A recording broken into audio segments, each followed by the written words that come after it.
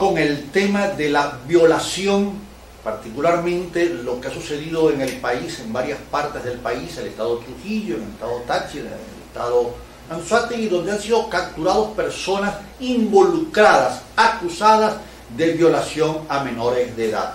Repito, todo acto de violación de un ser humano por otro ser humano es aborrecible, es condenable y debe ser procesado y sentenciado. Allí no hay ninguna discusión.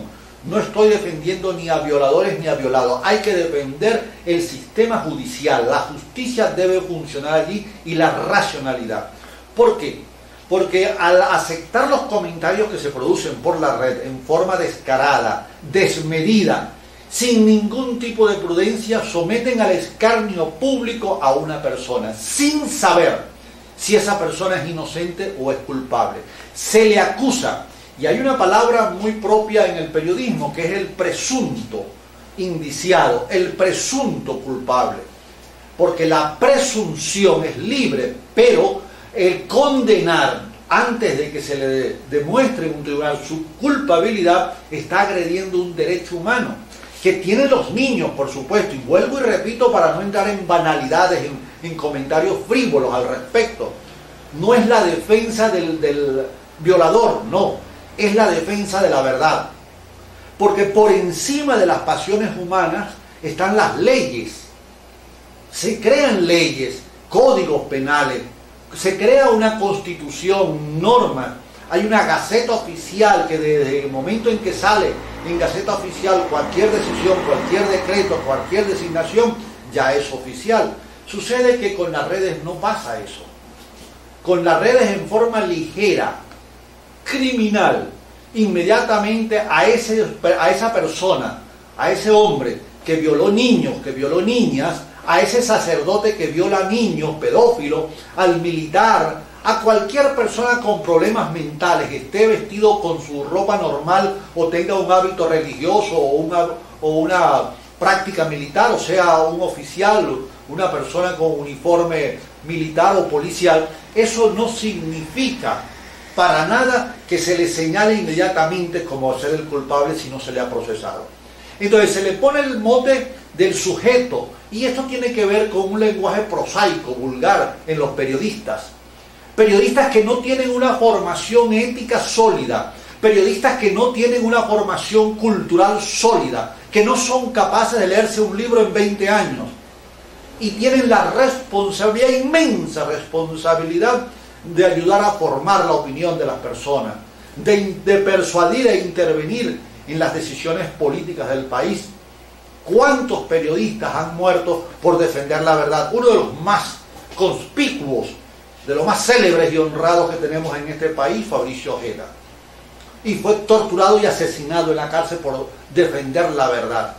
Periodistas que han puesto al descubierto los actos de corrupción en el gobierno de Carlos Andrés Pérez, de Luis Herrera, de Lucinchi, y en el actual gobierno del presidente Nicolás Maduro, o cuando el comandante Hugo Chávez. Entonces, cuando en los actos de violación se le llama presunto, se está respetando su derecho, hasta tanto el tribunal sentencie. Pero antes de eso, las redes ya han condenado. Entonces hemos visto marchas, protestas de vecinos, de familiares, reclamándole a los cuerpos policiales que le entreguen al presunto victimario, y eso no puede ser. Y lo más grave aún es que detrás de esas marchas muchas veces hay dirigentes políticos manipulando las emociones de los familiares de la víctima. Y eso no es así. Nosotros tenemos que ir a una sociedad del derecho, a lo que llaman muy bien, se llama en Venezuela, el Estado social y de derecho. Al existir las leyes, debe existir la sanción. Se procesa con todo el respeto a la dignidad humana, que es una de las en el proceso de comprensión de los derechos humanos, desde que sale en 1945 la primera declaración a la fecha, hay hoy la quinta etapa de los derechos humanos, y una de esas es el derecho a la vida, el derecho al ambiente, el derecho a la alimentación. Es un derecho humano, el derecho a la vida. Entonces, en este caso, es a la dignidad también. porque la dignidad forma parte del patrimonio moral de una persona. ¿Qué es una persona sin dignidad?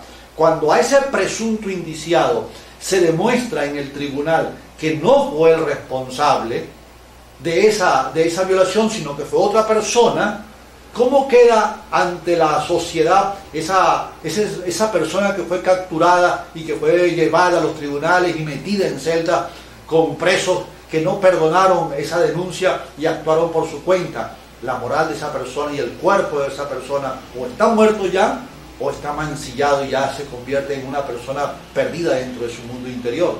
Entonces, en el extremo de ley, en el extremo de comprensión de lo que es el ser humano, nosotros tenemos que ir hacia una sociedad de conciencia más que a una sociedad de ajusticiamiento público.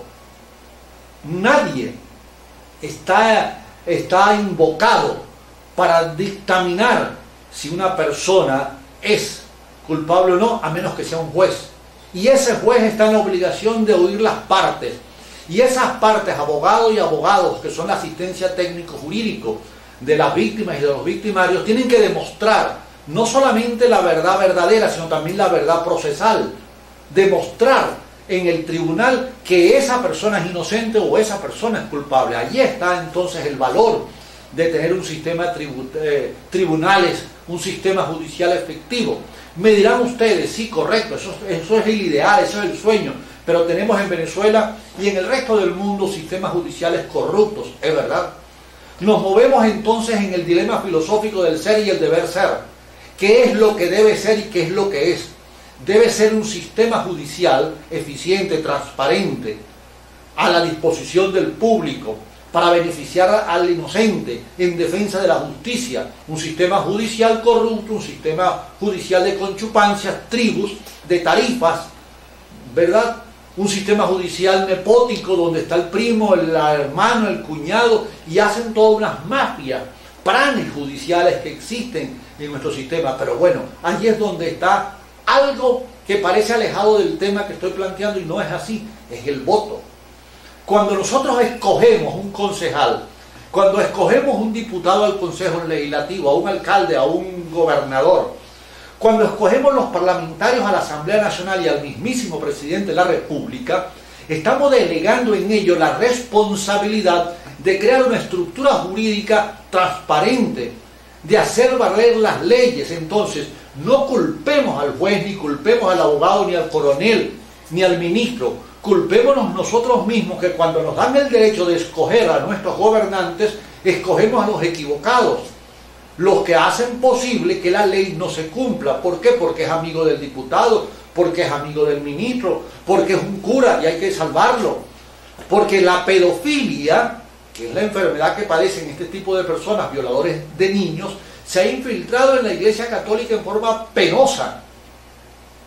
Más de 10 sacerdotes en el año 2022 han sido procesados por pedofilia, por violar más de un niño.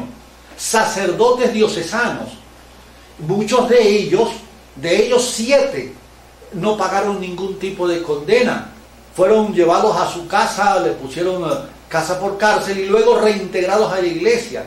La propia Iglesia Católica, la curia católica venezolana ha sido cómplice y evasiva de eso.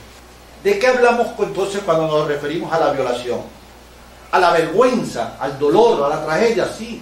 Hablamos de eso y da indignación, da rabia, da furia que eso suceda, pero también que no suceda el ajusticiamiento mediático. Avergüenza conseguirse periodistas, gente que utiliza las redes para mentir, para fabricar, para construir falsas noticias, lo que dirían los gringos, las fake news, matrices donde aparece el presidente involucrado en actos de corrupción que no son ciertos, matrices donde aparece el diputado de oposición o el diputado del gobierno involucrado en un acto de pedofilia. No es así. Vamos a hacer una sociedad eficiente desde el punto de vista de nuestra opinión. Seamos responsables de lo que decimos. El artículo 57 y 58 de la Constitución es taxativo, es expedito, dice las cosas claras. Toda persona tiene el derecho a expresarse libremente, sin que se establezca la censura previa, pero al mismo tiempo es responsable por lo que dice. Y eso es un acto de seriedad. Debiera haber entonces también una penalización, como ya existe, de aquellas personas que utilizando las redes someten el escarnio público a otras personas, a otros individuos, o utilizan las redes para crear falsas expectativas, como el caso del dólar paralelo. Llegó un momento de la hiperinflación en Venezuela donde el Banco Central no existía, existía solamente el dólar oscuro, el dólar de la mafia, el dólar inducido por los Estados Unidos para deteriorar nuestra economía. Así que fíjense ustedes que este tema es importante. Vamos con los compromisos y seguimos en este espacio.